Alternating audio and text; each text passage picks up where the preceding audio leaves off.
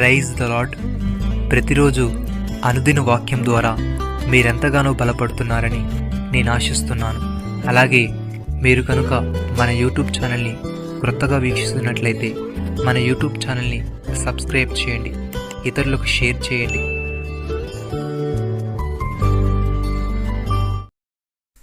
వారు నా కట్టడలను నా విధులను అనుసరించి గైకొనున్నట్లు నేను వారి శరీరంలో నుండి రాతి గుండెని తీసివేసి వారికి మాంసపు గుండెని ఇచ్చి వారికి ఏక మనసు కలుగజేసి వారి యందు నూతన ఆత్మ పుట్టింతును.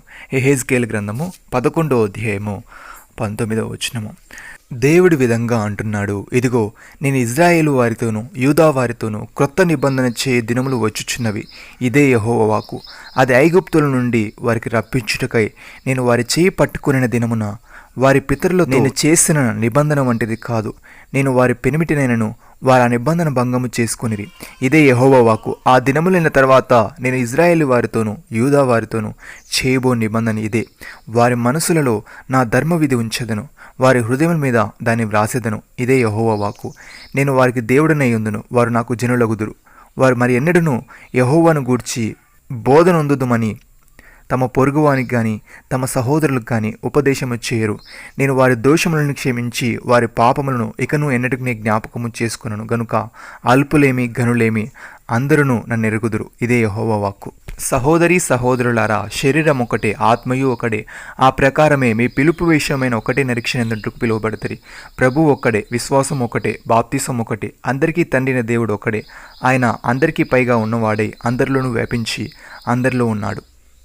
యేసే తన శిష్యులతో ఈ విధంగా అంటున్నాడు, ఆదరణకర్త అనగా తండ్రి నా నామమున పంపబో పరిశుద్ధాత్మ సమస్తమును మీకు బోధించి నేను మీతో చెప్పిన సంగతులన్నిటినీ మీకు జ్ఞాపకము చేయును.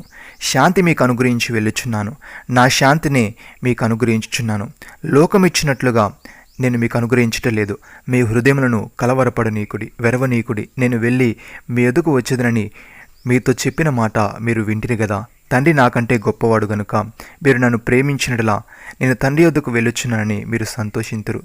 ఈ సంగతి సంభవించినప్పుడు మీరు నమ్మవలనని అది సంభవింపక ముందే మీతో చెప్పుచున్నాను.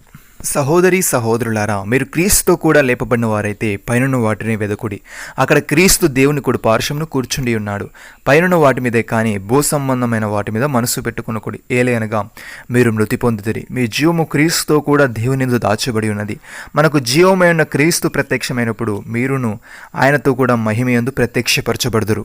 పౌలు భక్తుడి విధంగా అంటున్నాడు, ఎవడైనను క్రీస్తునందునడలా వాడు నూతన సృష్టి, పాతవి గతించెను, ఇదిగో క్రొత్తవాయను. సమస్తమును దేవుని వలనైనవి. ఆయన మనల్ని క్రీస్తు ద్వారా తనతో సమాధానపరుచుకొని ఆ సమాధానపరచు పరిచర్యను మనకు అనుగ్రహించెను. అదేమనగా దేవుడు వారి అపరాధములను వారి మీద మోపక క్రీస్తునందు లోకమును తనతో సమాధానపరుచుకొనొచ్చు ఆ సమాధానపరచు వాక్యమును మనకు అనుగ్రహించెను. కావున దేవుడు మా ద్వారా వేడుకున్నట్లు మేము క్రీస్తునకు రాయబారులమై దేవునితో సమాధానపరుడని క్రీస్తు పక్షముగా మిమ్మల్ని బతిమాలుకొనిచున్నాము. ఎందుకనగా మనం ఆయన యందు దేవుని నీతి అగునట్లు పాపమెరుగని ఆయనను మన కోసం పాపముగా చేసెను. ప్రియమైన సహోదరి సహోదరులారా, విశ్వాసం మూలమున మనము నీతిమంతులుగా తీర్చబడి మన ప్రభు అయిన యేసుక్రీస్తు ద్వారా దేవునితో సమాధానము కలిగి ఉందము. మరియు ఆయన ద్వారా మనం విశ్వాసం వలన ఈ కృపయందు ప్రవేశము గలవారమై అందులో నిలిచి ఉండి దేవుని మహిమను గూర్చిన నిరీక్షణను బట్టి అతిశయపడుచున్నాము. అంతేకాదు శ్రమ ఓర్పును, ఓర్పు పరీక్షను, పరీక్ష నిరీక్షణను కలుగుజేయని నెరిగి శ్రమల యందును అతిశయపడదుము. ఎందుకనగా ఈ నిరీక్షణ మనల్ని సిగ్గుపరచదు. మనకు అనుగ్రహింపబడిన పరిశుద్ధాత్మ ద్వారా దేవుని ప్రేమ మన హృదయంలో కుమ్మరింపబడి ఉన్నది. నమ్మిన వారు నాతో కలిసి ప్రార్థనలో ఏకీభవించండి.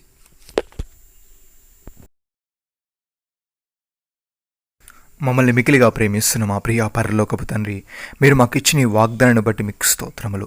దేవా, భూ సంబంధమైన వాటి మీద మా మనసు పెట్టుకొనక పైన వాటిని మేము వెతికే వారముగా ఉండుటకు సహాయము దయచేయమని విశ్వాసం వలన మేము నీ కృపయందు ప్రవేశము గలవారమై అందులో నిలిచి ఉండి నీ మహిమను గూర్చిన నిరీక్షణను బట్టి అతిశయపడుతూ శ్రమ ఓర్పును, ఓర్పు పరీక్షను, పరీక్ష నిరీక్షణను కలుగజేయని ఎరిగి శ్రమల యందును అతిశయపడే వారముగా ఉండుటకు కృప చూపమని, నీ యందు నూతన సృష్టిగా నీవే మమ్మల్ని మార్చమని మీరు మాకు ఇచ్చిన గొప్ప రక్షణ భాగ్యమును బట్టి మీకు వందనాలు చెల్లిస్తూ ప్రభు అయిన యేసుక్రీస్తు నామములో ప్రార్థిస్తున్నాము తండ్రి. ఆమేన్.